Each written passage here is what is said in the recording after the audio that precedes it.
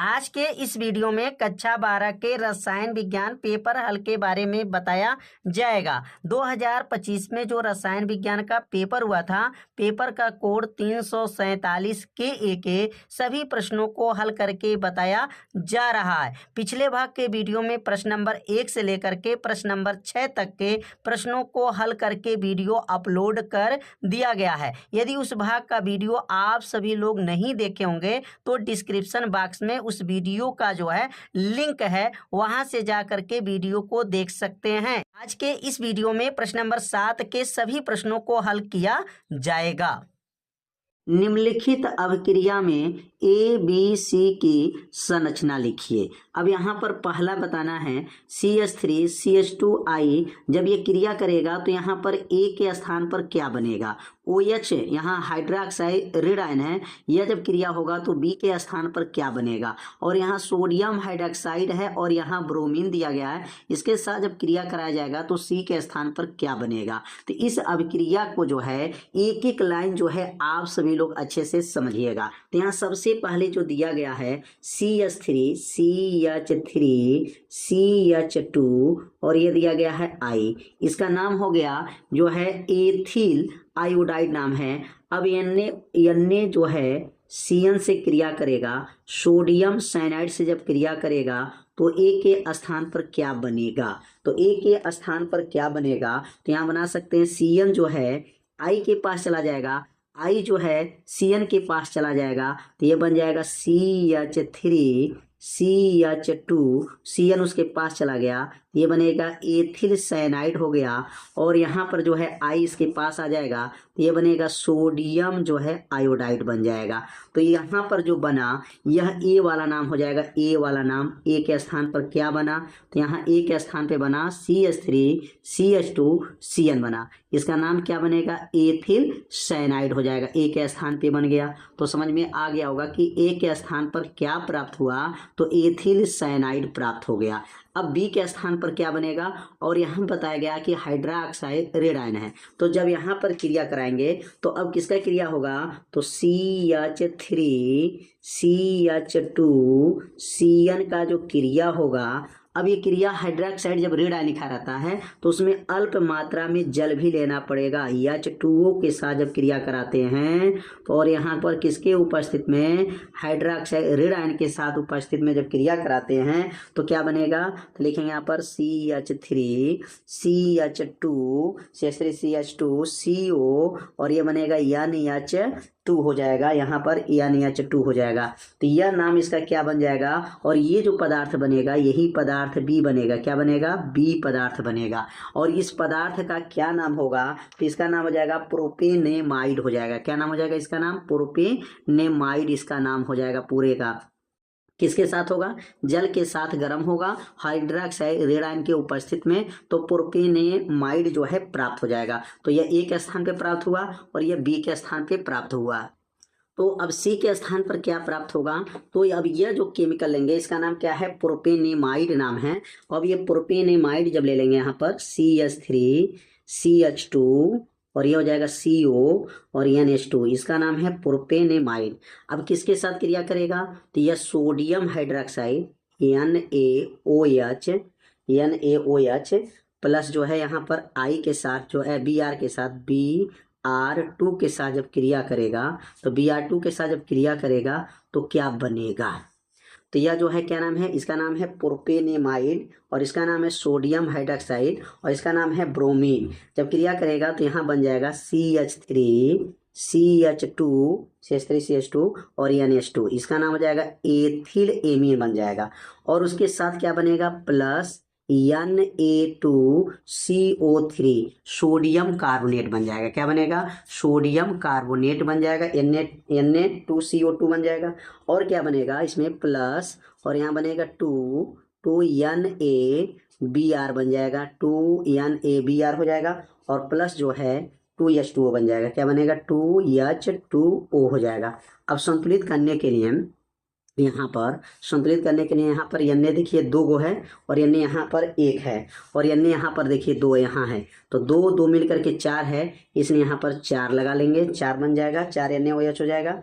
और हाइड्रोजन गिन लेंगे यहाँ पर देखेंगे 2 दूना 4, 4 2 6, 6 2 8 है और यहाँ कितना है 2 2 4, 4 3 7, 7 और 7 और मिल करके 4 11 हो रहे हैं, तो 11 है, तो यहाँ पर 2 दूना 4 हो गया, 4 2 6 2 8, 8 8 2 10 1 11 हो गया।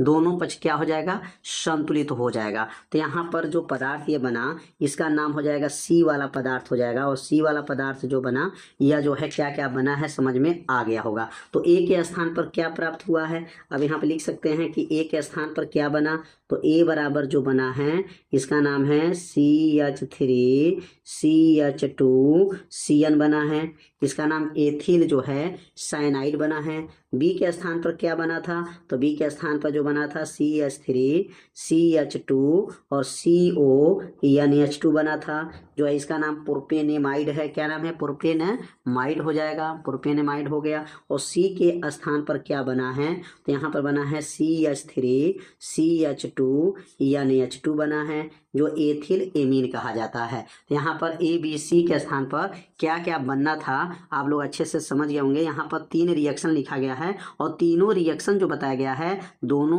पक्ष जो है संतुलित करके बताया गया है, मतलब रिएक्शन जो कराया गया दोनों पक्ष जो है संतुलित है कि नहीं है, आप लोग भी चेक कर सकते हैं। तो उम्मीद करते हैं पहला क्वेश्चन जो है आप लोग अच्छे से समझ गए होंगे। अब दूसरा प्रश्न के बारे में समझेंगे।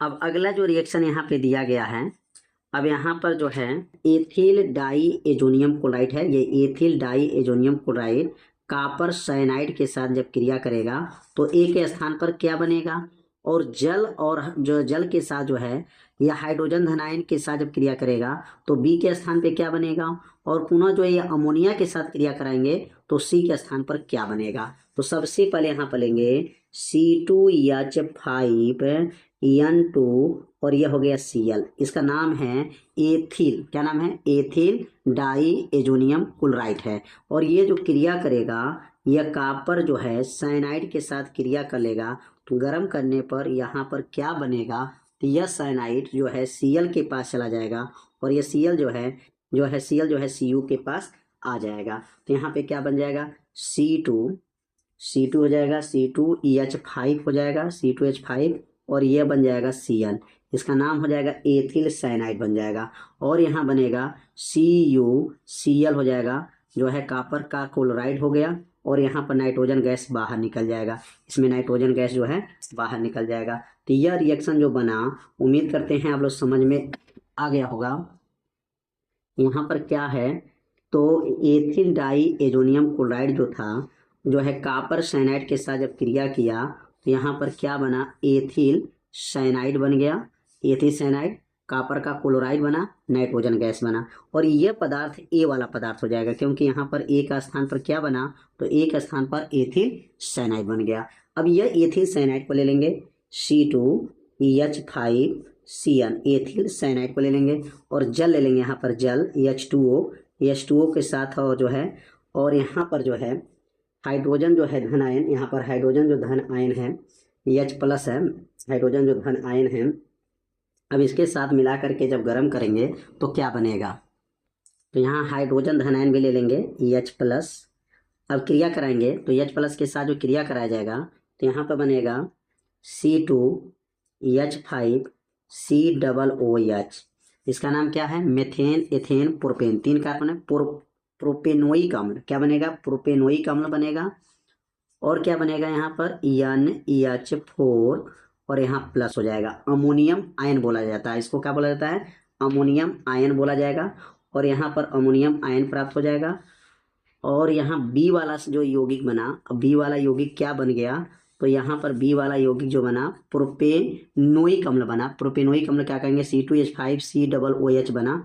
और ये संतुलित करने के लिए यहाँ पर जो है 2 लगा लेंगे, टोटल 2 दूना 4, 1 5 और 5 10 हाइड्रोजन, 5 और 1 6, 6 4 10 हाइड्रोजन, नाइट्रोजन 1 है, और ऑक्सीजन जो है यहाँ पर 2 है, 2 यहाँ ऑक्सीजन है, 2 ऑक्सीजन यहाँ है, दोनों पक्ष क्या है, संतुलित है। तो यहाँ पर ए वाला पदार्थ बन गया और ये बी वाला पदार्थ बन गया, और अब यह बी वाला पदार्थ अमोनिया से क्रिया करेगा, तो अमोनिया से जब क्रिया करेगा तो C2H5 COOH किसके साथ क्रिया करा दें, अमोनिया गैस के साथ जब क्रिया कराएंगे तो ये क्या बनेगा, तो अमोनिया के साथ जब क्रिया कराएंगे तो ये बनेगा C2H5CO NH2 ये बन जाएगा, और प्लस जो है H2O बन जाएगा।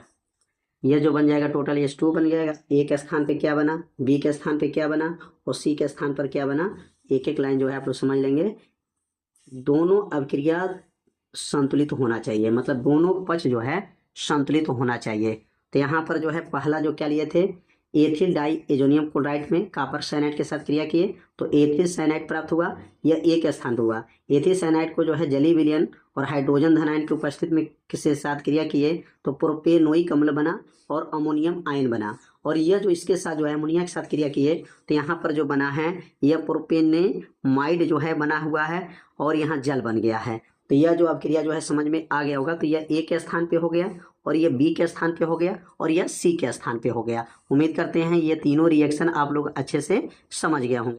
अगला जो दिया गया है, अब यहाँ पर CH3CH2Br एथिल ब्रोमाइड की क्रिया पोटेशियम साइनाइड के साथ कराई जाएगी और यहाँ पर लिथियम एल्युमिनियम हाइड्राइड के साथ जो है क्रिया कराने पर बी क्या बनेगा, और नाइट्रिक अम्ल जो है HNO3 के साथ जब गर्म करेंगे 273 पर तो सी क्या बनेगा। तो यहाँ सबसे पहले जो है लिखेंगे यहाँ पर CH3CH2Br, यह जो हो गया इसका नाम क्या है तो एथिल जो है ब्रोमाइड है और किसके साथ क्रिया करेगा तो KCN के साथ जब क्रिया करेगा तो CN जो है Br के पास चला जाएगा और Br जो है CN के पास आ जाएगा और यहाँ क्रिया जब कराएंगे यहाँ पर तो क्या बनेगा, यहाँ पर क्रिया कराने पर तो CH3CH2 और CN इसके पास चला गया तो CN जब इसके पास जाएगा तो यह बनेगा एथिल साइनाइड हो जाएगा और उसके साथ KBr आ जाएगा, सोडियम का ब्रोमाइड आ जाएगा। तो यहाँ पर एथिल जो है, एथिल जो ब्रोमाइड था पोटेशियम साइनाइड के साथ जब क्रिया किया तो एथिल साइनाइड बना और KBr मतलब पोटेशियम ब्रोमाइड बना। तो एक स्थान पर क्या प्राप्त हो गया, तो यह जो बना है यौगिक, यह जो यौगिक बना वह ए के स्थान पर प्राप्त हो गया और इसका नाम क्या है तो एथिल साइनाइड बन गया। अब एथिल साइनाइड को ले लेंगे तो एथिल साइनाइड जब लेंगे तो CH3CH2CN एथिल साइनाइड की क्रिया किसके साथ करेंगे, लिथियम एल्युमिनियम हाइड्राइड के साथ जब क्रिया करेंगे तो यहाँ पर क्या बनेगा। अब यहाँ पर ध्यान देंगे, यहाँ पर क्या बनेगा, तो यहाँ बन जाएगा CH3CH2 बन जाएगा, यहाँ पर CH2 बन जाएगा और NH2 बन जाएगा। इसका नाम क्या है, मेथेन एथेन प्रोपेन और इसमें जो है NH2 लगा है तो एमीन, प्रोपेनेमीन इसको बोला जाएगा और इसके साथ जो बनेगा लिथियम और यहाँ बन जाएगा एल्युमिनियम हो जाएगा, लिथियम एल्युमिनियम हो जाएगा, LiAl हो जाएगा और यह बी के स्थान पर प्राप्त हो जाएगा। तो बी के स्थान पर क्या प्राप्त हुआ समझ में आ गया होगा। जब जो है एथिल साइनाइड की जो क्रिया कराए हैं तो एथिल साइनाइड की जब क्रिया हुआ लिथियम एल्युमिनियम हाइड्राइड के साथ जब क्रिया कराए हैं तो यहाँ पर जो प्राप्त हुआ है इसका नाम क्या है, तो इसका नाम है मेथेन एथेन प्रोपेनेमीन जो बना है और लिथियम एल्युमिनियम जो है, लिथियम का एल्युमिनियम जो बना हुआ है, दोनों पक्ष जो है संतुलित है। अब क्रिया को मिलान कर लीजिएगा, दोनों पक्ष क्या हो जाएगा, संतुलित हो गया।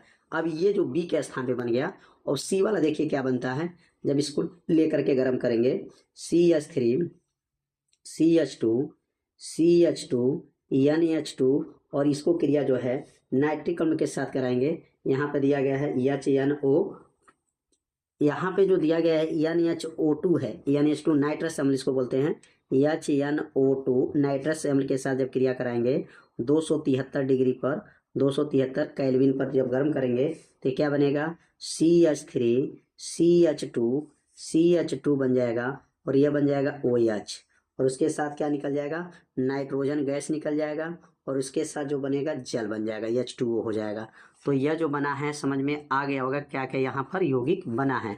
और ये लास्ट वाला जो यौगिक बना है इसका नाम क्या है CH3CH2 NH2, ये बी वाला यौगिक आया और नाइट्रस अम्ल के साथ जब क्रिया करेंगे 273 केल्विन पर, तो यह मेथेन, एथेन, प्रोपेन, प्रोपेनाल बनेगा, नाइट्रोजन गैस बनेगा और यहाँ से जो है जल क्या आ जाएगा, बाहर निकल जाएगा। जल जो इसमें से क्या आएगा, बाहर निकल जाएगा। तो यह तीसरा रिएक्शन भी समझ में आ गया होगा। और इसमें क्या क्या मिला करके गर्म हुआ है, जो यौगिक आपके प्रश्न में दिया था उसी यौगिक से जो है क्रिया कराना है, और ए के स्थान पर, बी के स्थान पर, सी के स्थान पर क्या बना हुआ है। तीनों रिएक्शन जो है आप लोग अच्छे से समझ गए होंगे। तो ए के स्थान पे यह बना, बी के स्थान पे यह बना और सी के स्थान पर यह बना। तो यह प्रश्न आप लोगों को अच्छे से समझ में आ गया होगा। प्राथमिक, द्वितीयक एवं तृतीयक एमीनों की पहचान की विधि बताना है। प्राथमिक एमीन क्या है, द्वितीयक एमीन क्या है, तृतीयक एमीनों को हमको पहचान की जो है विधि के बारे में आपको बताना है। और इन अभिक्रियाओं को जो समीकरण है, समीकरण को भी बताना है। तो कैसे इसको बताया जाएगा, एक एक लाइन जो है आप लोग अच्छे से समझिएगा। तो यहाँ सबसे पहले जो हम लोग प्राथमिक एमीन के बारे में समझेंगे, तो यहाँ पर लिखेंगे प्राथमिक एमीन। अब प्राथमिक एमीन के बारे में पहले समझ लेते हैं कि इसकी पहचान कैसे करेंगे। तो प्राथमिक एमीन अगर पहचान करते हैं तो सबसे पहले हमको लेना पड़ेगा हिंसबर्ग अभिकर्मक। क्या लेंगे, हिंसबर्ग अभिकर्मक को जो है के साथ जब गर्म करते हैं, तो यहाँ पर जब यहाँ पर प्राथमिक एमीन जो है हिंसबर्ग अभिकर्मक के साथ जब क्रिया करते हैं, तो यन एल्किल बेंजीन जो है सल्फोनेमाइड जो है बनता है। तो यहाँ पर सबसे पहले लिखेंगे कि प्राथमिक एमीन, यहाँ लिख लेंगे यहाँ पर प्राथमिक एमीन, प्राथमिक एमीन हिंसबर्ग अभिकर्मक। कौन सा वर्ग है, हिंसबर्ग, हिंसबर्ग अभिकर्मक के साथ, हिंसबर्ग अभिकर्मक के साथ जब गर्म करते हैं, अभिकर्मक के साथ जब गर्म करते हैं, अभिकर्मक के साथ गर्म करते हैं, साथ क्या करते हैं, गर्म करते हैं, तो क्या बनता है, गर्म करते हैं तो यहाँ प्राप्त होता है N alkyl, N alkyl, N alkyl, N alkyl जो है benzene, benzene, N alkyl benzene sulphonamide, sulphonamide,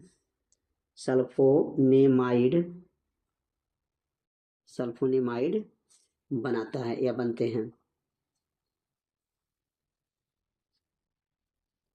अब यहाँ प्राथमिक जो एमीन है वह किसके साथ क्रिया करने जा रहे हैं, हिंसबर्ग। अब हिंसबर्ग अभिकर्मक क्या होते हैं, तो हिंसबर्ग जो अभिकर्मक होते हैं बेंजीन सल्फोनिक क्लोराइड को ही हिंसबर्ग अभिकर्मक कहा जाता है। अब यहाँ हिंसबर्ग अभिकर्मक के लिए अब यहाँ बेंजीन रिंग बनाएंगे, और यहाँ से जब इसको क्रिया कराएंगे, यहाँ से जो क्रिया होगा ये बेंजीन रिंग बन गया, और यहाँ पर जो है SO2 और ये Cl है, इसका नाम है हिंसबर्ग अभिकर्मक। और ये जो प्राथमिक एमीन है, प्राथमिक एमीन जो है EN और यहाँ पर यहाँ पर जो है EH और ये बनेगा R, ठीक ना, इसका नाम हो जाएगा प्राथमिक एमीन है। जब ये प्राथमिक एमीन या हिंसबर्ग अभिकर्मक के साथ जब क्रिया करेगा तो यहाँ पर क्या बनेगा, तो इसमें का H और इसमें का Cl जो है बाहर निकल जाएगा, और यहाँ जो बन जाएगा इसका नाम हो जाएगा, अब ये बेंजीन है, बेंजीन बना लेंगे। यहाँ पर बेंजीन के साथ कौन जुड़ा है, तो SO2 है, SO2 रहेगा, और जो है Cl और H जो है बाहर निकल गया, HCl बाहर आ गया तो बचा गया, तो यहाँ बचा क्या, NH बचा है, NH बचा है, और क्या बचा है, R बचा है, और बाहर कौन निकल गया, बाहर जो है HCl निकल जाएगा। कौन बाहर निकल जाएगा, यहाँ पर HCl, HCl का नाम क्या है, हाइड्रोक्लोरिक अम्ल है। यही जो बना है प्राथमिक एमीन का जो है पहचान हुआ है। प्राथमिक एमीन जो है हिंसबर्ग अभिकर्मक के साथ जब गर्म करते हैं, क्रिया कराते हैं, तो यहाँ पर क्या बनता है, यन एल्किल बेंजीन सल्फोनेमाइड जो है प्राप्त हुआ है। तो इसको जो है हम लोग लिख सकते हैं प्राथमिक एमीन की पहचान। अब हम लोग लिखेंगे द्वितीयक एमीन की पहचान क्या होगा, तो यहाँ लिखेंगे द्वितीयक एमीन, द्वितीयक एमीन की पहचान कैसे करेंगे, द्वितीयक एमीन। अब द्वितीयक एमीन का जो है पहचान करने के लिए पुनः जो है जैसे हम लोग प्राथमिक एमीन लिए थे, अब यहाँ लिखेंगे द्वितीयक एमीन।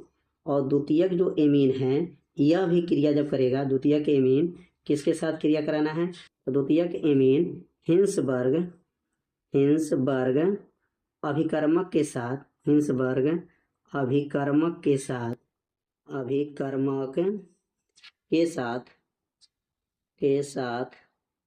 गर्म किया जाता है, के साथ गर्म करते हैं तो क्या बनता है यहाँ पर, गर्म करते हैं। तो जो इसमें पहले वाले नंबर पे जो बना उसी प्रकार यहाँ पर भी लिखना रहेगा। उसमें यन केवल था, यन एल्किल, इसमें बनेगा यन, क्या लिखेंगे यहाँ पर यन, और कामा दे करके लिखेंगे यन कि यहाँ, क्योंकि द्वितीयक है इसमें यन कामा यन, डाई हो जाएगा। और लिखेंगे एल्कील, डाई एल्कील, और यहाँ बनेगा बेंजीन सल्फोनेमाइड,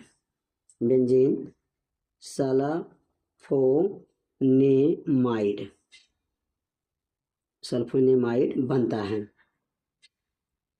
अब इसका रिएक्शन को समझ लेते हैं। द्वितीयक के लिए क्या बनेगा, तो द्वितीयक के लिए जो हम बनाएंगे, द्वितीयक एमीन यहाँ ले लेंगे और द्वितीयक एमीन जो है क्रिया कराएंगे। अब यहाँ पर जब द्वितीयक एमीन की जब क्रिया होगा तो क्या बनेगा यहाँ पर, तो यहाँ पर पुनः जो है बनाएंगे अब बेंजीन रिंग, और बेंजीन रिंग में जो है यहाँ पर जोड़ेंगे किसको, यहाँ पर जुड़ेगा SO2 Cl जुड़ जाएगा प्लस, और यहाँ बनेगा यहाँ पर H, और यहाँ यन, और ये बनेगा R, और ये बनेगा R। और यहाँ देखिए पहले क्या था, यहाँ H था, अब RR हो गया। अब ये क्रिया कराएंगे तो क्या बनेगा, यहाँ बस याद रखिएगा यहाँ पर R है और ये भी क्या है, R है। पहले वाला क्या था, H था, अब यहाँ क्या हो गया, RR हो गया, क्योंकि डाई जो है एल्किल है, यहाँ डाई एल्किल आपको जो है बनना है। तो अब यहाँ से H और HCl बाहर आ जाएगा, बनेगा क्या यहाँ पर, बनेगा आपका यहाँ पर बेंजीन रिंग बना लेंगे। यहाँ पर बेंजीन रिंग बनाने के बाद से वही जो रहेगा SO2 तो रहेगा ही, और H इसमें का और Cl हट जाएगा, और क्या बनेगा यहाँ पर यन बचेगा, क्या बनेगा यहाँ पर यन हो गया, और यहाँ पर एक एल्किल हो गया, और यहाँ एक एल्किल हो गया, डाई एल्किल हो जाएगा, और प्लस जो है HCl बाहर आ जाएगा। यह द्वितीयक जो है एमीन की पहचान हो गया, द्वितीयक एमीन का जो है पहचान कर दिया गया। अब तृतीयक जो एमीन है, अब तृतीयक एमीन जो होता है हिंसबर्ग अभिकर्मक के साथ क्रिया नहीं करता है। तो यहाँ लिखेंगे तृतीयक एमीन, और तृतीयक एमीन का पहचान लिख लेंगे।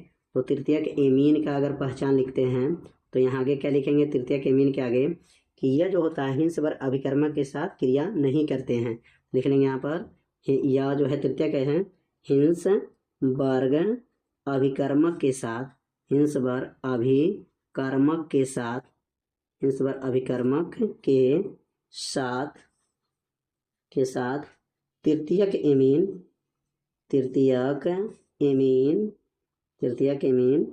क्रिया नहीं करते हैं।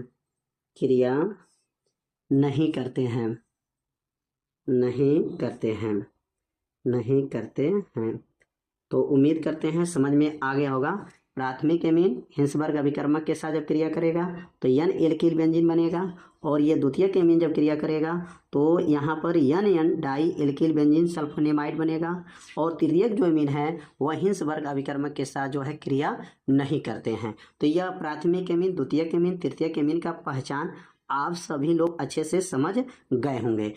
अगला जो प्रश्न दिया गया है, एमीनों के क्वथनांक उनके समतुल्य एल्कोहलों और कार्बोक्सिलिक अम्लों से कम होते हैं, समझाइए। तो एमीनों का जो क्वथनांक होता है वह एल्कोहल और कार्बोक्सिलिक अम्लों से कम क्यों होता है, इसके बारे में बताना है। तो यहाँ पर लिख लेंगे कि अब यहाँ पर एमीनों का जो क्वथनांक है और जो है एल्कोहल का और कार्बोक्सिलिक अम्लों से कम क्यों होता है, इसके कारण जो है निम्न है। पहला जो कारण के बारे में समझेंगे कि पहला कारण क्या होता है। तो पहला जो कारण के बारे में लिखेंगे कि यहाँ पर एल्कोहल क्या रहेगा, यहाँ पर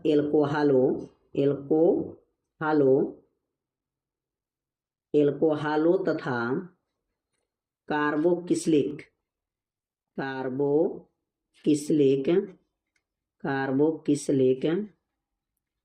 एल्कोहलों तथा कार्बोक्सिलिक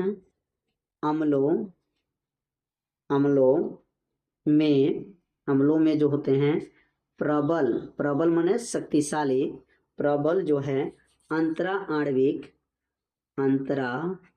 आणविक जो है अंतरा आणविक हाइड्रोजन बंध होते हैं। अंतरा आणविक जो होते हैं क्या होते हैं, एच बंध, एच बंध, एच बंध बनता है। कौन सा बंध बनता है, एच बंध बनता है, बनता है। अब किसके किसके बीच में एच बंध बनता है, एल्कोहल और कार्बोक्सिलिक अम्लों के अंदर जो है प्रबल अंतरा आणविक हाइड्रोजन बंध बनता है, जिसे तोड़ने के लिए, जिसे तोड़ने के लिए, तोड़ने के लिए, तोड़ने के लिए अधिक ऊर्जा की आवश्यकता होती है, अधिक ऊर्जा की आवश्यकता होती है, अधिक ऊर्जा की आवश्यकता होती है, आवश्यकता होती है।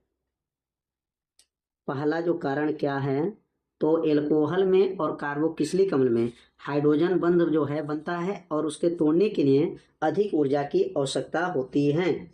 जबकि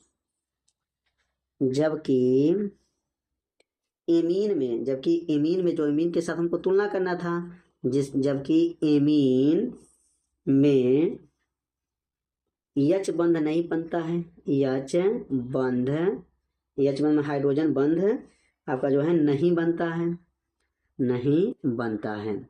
तो पहला कारण जो है समझ गए होंगे कि पहला कारण क्या है कि जो यह क्वथनांक उनका जो है एमिनो का क्वथनांक एल्कोहल के और जो है कार्बोक्सिलिक अम्लों से कम क्यों होता है, क्योंकि एल्कोहल के अंदर, कार्बोक्सिलिक अम्लों के अंदर प्रबल अंतरा आणविक हाइड्रोजन बंध बनता है, जिसको तोड़ने के लिए अधिक ऊर्जा की आवश्यकता होती है, जबकि एमीन में हाइड्रोजन बंध नहीं बनता है। अब इसका दूसरा कारण भी समझ लेते हैं। इसका दूसरा कारण भी है क्या, तो दूसरा कारण जो होता है कार्बोक्सिलिक अम्ल के दो अणु जो मिलकर डाइमर बनाते हैं, क्या बनाते हैं, डाइमर जो है बनाते हैं। तो अगला जो यहाँ लिख लेंगे, कार्बोक्सिलिक अम्ल जो होते हैं, कार्बोक्सिलिक अम्ल, कार्बोक्सिलिक अम्ल होते हैं, कार्बोक्सिलिक अम्ल के दो अणु मिलकर यहाँ पे लिख लेंगे डाइनर, क्या लिखेंगे आपका, डाइनर बनाते हैं, डाइनर बनाते हैं अर्थात डाइनर बनाते हैं अर्थात आकर्षण बल, अर्थात आकर्षण जो बल है बहुत अधिक होता है। आकर्षण बल क्या होता है, बहुत अधिक होता है, बहुत अधिक होता है, बहुत अधिक होता है। और एमीन ऐसा नहीं करता है, जबकि जो है एमीन, जबकि एमीन ऐसा नहीं करता, जबकि एमीन ऐसा नहीं करता है, नहीं करता है। तो उम्मीद करते हैं यह प्रश्न जो है आप लोग अच्छे से समझ गए होंगे। बहुत आसान विधि से बताया गया है कि एमिनो का क्वथनांक एल्कोहल और कार्बोक्सिलिक अम्लों से कम क्यों होता है। तो यहाँ दो कारण बताया गया, दोनों कारण जो है आप लोग अच्छे से समझ गए। अपने कॉपी में से लिख लीजिए, इसको 2 बार पढ़ दीजिए, आपको याद हो जाएगा। तो आज का ये वीडियो कैसा लगा आप सभी लोग एक बार जरूर कमेंट कीजिए, वीडियो को लाइक कर दीजिए और चैनल पे यदि आप पहली बार आए होंगे तो चैनल को सब्सक्राइब जरूर कर लीजिए। मिलते हैं अब अगले भाग में, तब तक के लिए जय हिंद, जय भारत।